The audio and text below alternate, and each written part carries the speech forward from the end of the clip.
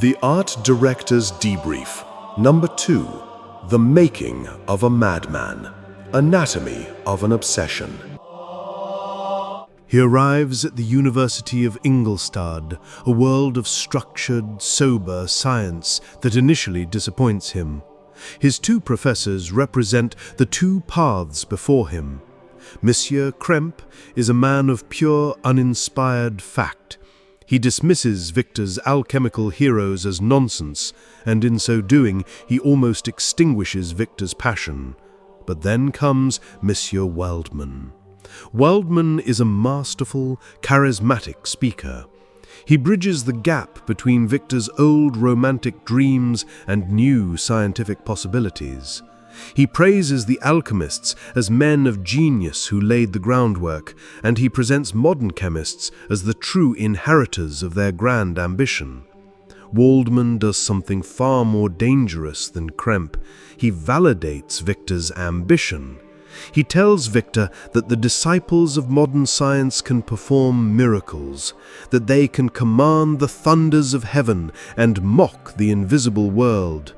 In his inspiring lecture, Waldman essentially gives Victor a key to a forbidden kingdom and encourages him to unlock its gates. He becomes the unwitting enabler of Victor's hubris, setting him on his dark and solitary path. And so begins the final stage of Victor's descent before the creation itself. The last chapter in this section details his 2 years of obsessive, isolating work. This is a chilling portrait of addiction and mania. He cuts himself completely off from his family, his friends, and the very beauty of nature he once cherished. He ceases all correspondence with home, ignoring the very people whose love had once defined his world. He becomes a ghost in his own life, shunning human contact. From an art director's perspective, we must analyze the setting and process of this creation. He describes his laboratory as a solitary chamber, a workshop of filthy creation. The language here is one of decay, profanity, and darkness. He haunts dissecting rooms and charnel houses, collecting bones and violating the sanctity of the grave. The work itself is a perversion of the act of creation. There is a profound psychological contradiction at the heart of his obsession. He tells himself he is creating a beautiful creature. He selects its features as beautiful, its limbs in proportion. But he is stitching this supposed beauty together from the ugliness of the slaughterhouse and the dissecting room. His dream is an ideal of perfection, but his methods are a gruesome collage of filth and decay. This disconnect between the ideal and the reality is a clear sign of his growing madness. He is so blinded by the what, the glorious goal of creating life, that he completely ignores the horror of the how. He becomes pale, emaciated, his eyes burning with a feverish light. He is no longer a student pursuing knowledge. He is a man possessed by a single terrible purpose, a man who has sacrificed his own humanity in his quest to create it anew.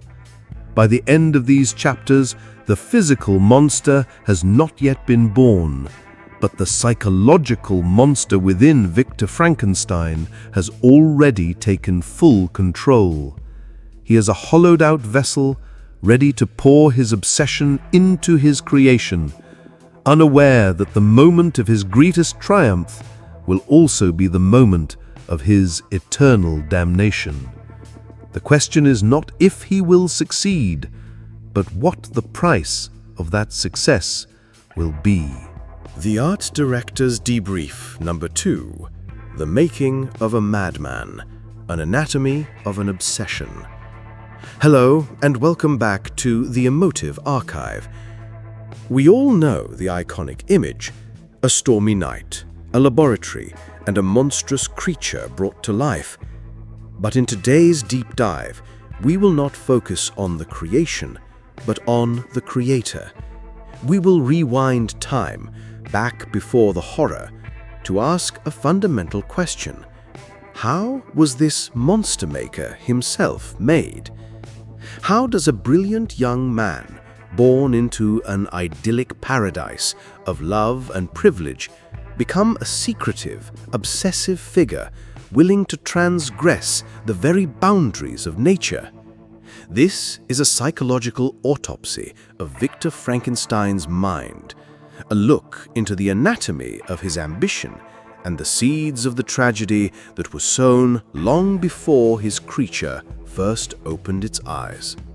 Victor Frankenstein's story begins not in darkness, but in overwhelming light.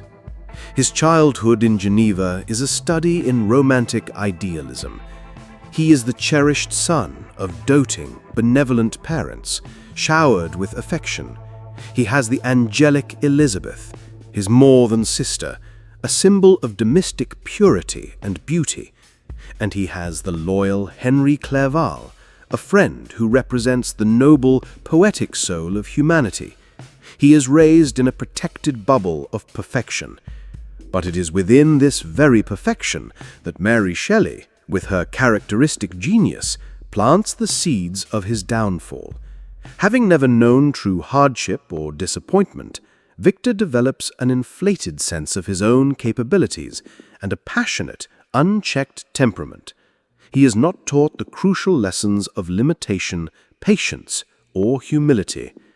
His world is one of instant gratification and boundless love. This idyllic upbringing, ironically, fails to equip him with the resilience needed to face failure, imperfection, or the grotesque reality of his future creation. It creates a fertile ground for an all-or-nothing ambition to take root, an ambition that does not know how to handle disappointment. His intellectual journey is equally telling. He is not drawn to modern empirical science, but to the forgotten fantastical works of the alchemists, Cornelius Agrippa, Paracelsus, and Albertus Magnus. From a modern perspective, this seems like a foolish interest in outdated superstition.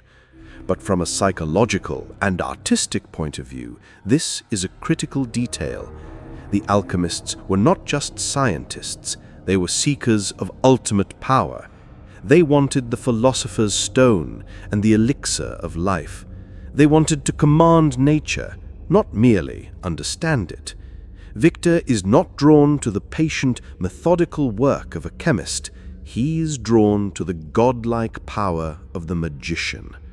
He craves transcendent, world-altering knowledge. His ambition, from the very beginning, is not just scientific, it is theological. He desires to become a modern Prometheus, to steal the fire of the gods.